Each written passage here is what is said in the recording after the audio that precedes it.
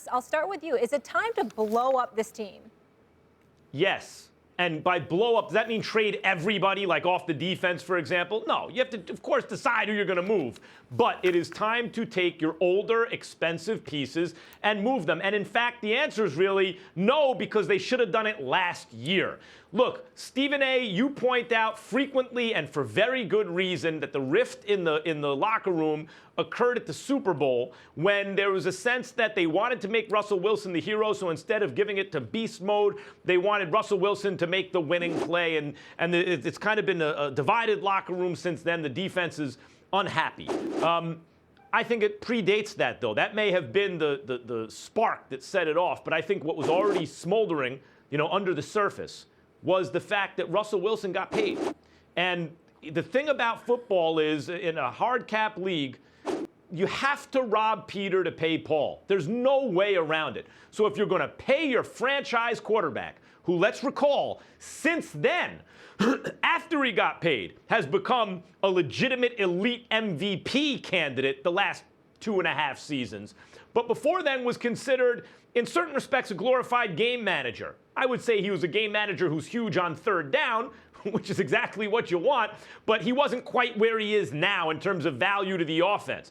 So particularly when that guy gets paid, the sense among the all-time great defense, because the Legion of Boom will be remembered forever as one of the all-time great NFL defenses, is, whoa, time out. If that dude's getting paid, that's coming from somewhere, and that's going to be some of us. And I think that remained. The fact is, it was smart of Seattle to pay Russell Wilson. The real mistake they made is not protecting him better, partly because they did have to pay some guys on the defense. They took it away from the offensive line, ultimately, which hasn't helped matters. And the defense has to understand, they don't have to understand, but this is the reality. Defenses age poorly compared to quarterbacks.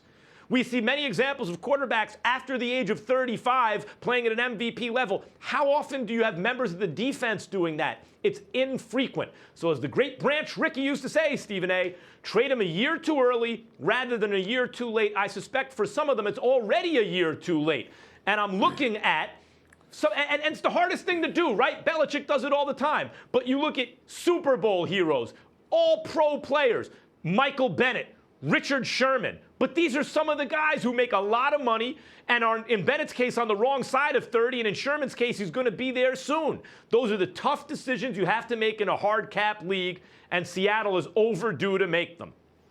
Max, the word blows up entails or implies wholesale changes, and I don't think wholesale changes are to be made. Rhetorically, I'll mess with you on this.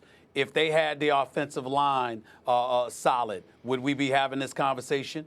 If they had a running game, would we be having this conversation? I think the answer would be no, because you'd be getting more production from your offense. As a result, the defense wouldn't be on the field as much, and they wouldn't be as exposed as they've been. I think all of these things are worth taking into consideration. Bobby Wagner had a hamstring injury. Before that, he was a candidate for Defensive Player of the Year. Bobby Wagner's 27. 27. KJ Wright is 28. Earl Thomas is 28. Richard Sherman is 29 and still considered one of the best in the game when healthy. He just tore his ACL. That's what happened. Just look at this stuff right here. Cam Chancellor, what is he? 29 years of age. You might want to trade a couple of those pieces, Max, but blow it up? No. They've been to the playoffs the last 5 years. They've been to the Super Bowl 2 of those years. The last 2 years they've missed the Super Bowl, but they've been to the playoffs 6 of the last 7 years, 5 straight. Chances are, first of all, if they had lost last week, they'd have been back in the playoffs definitively, even though they still have a chance right now with 2 weeks left in the season to be in the postseason. And you have an MVP candidate and a quarterback like Russell Wilson. So to me, when we talk about blowing up Seattle, I think everybody's leaning on what we've seen, what we saw last week, how their defense got obliterated, what we've seen this year in terms of how sporadic their defense is. But last week, you don't have Cam Chancellor, you don't have Richard Sherman, you don't have Cliff Averill, you don't have, I think it was KJ Wright. You didn't have him as well. So I'm like, you've got about 4 or 5 pieces that were hurt. And I'm like, you're still in the thick of things. As far as I'm concerned, you shore up your offensive line, get some kind of a running game. We're not having this conversation. We're not. You're right, so I don't Stephen say don't blow it up. Don't blow it up. You're right. you're right, of course. We're not having this conversation if they didn't make the Max Unger deal, let's say, for Jimmy Graham, and they had and that would help the running game, and they had a running game, we wouldn't be having this conversation. And yet and still, you would have to think about moving pieces. When you gave those ages, 29, 28, that's when you move them. If you wait till 30, 31, you don't get those draft picks as high. Not all of them, of course. There's some guys. Right. Like Bobby Wagner, why would you move him?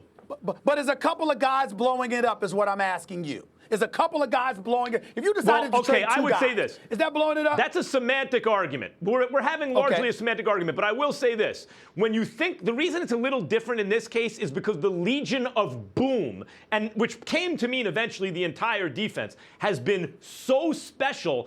And that includes their personalities being known by the public and associated with the Seattle Seahawks. So if you were to trade, for example, I'm not saying these are the two guys who need to go, but let's say Richard Sherman and Michael Bennett and one other guy like that, that would be considered blowing it up, even if you're keeping Wright and Wagner and all those guys. You're not talking about touching the coaching staff, right? You're good with Pete Carroll. You're just strictly talking about players? You have Pete Carroll and Russell Wilson. You're halfway there. Okay. Then it's a matter of everything else. That's 50% of the game is coach quarterback. But Max, as lethal as their defense was, that was back when they had a running game and they didn't have those problems on the offensive line. We have to remember that.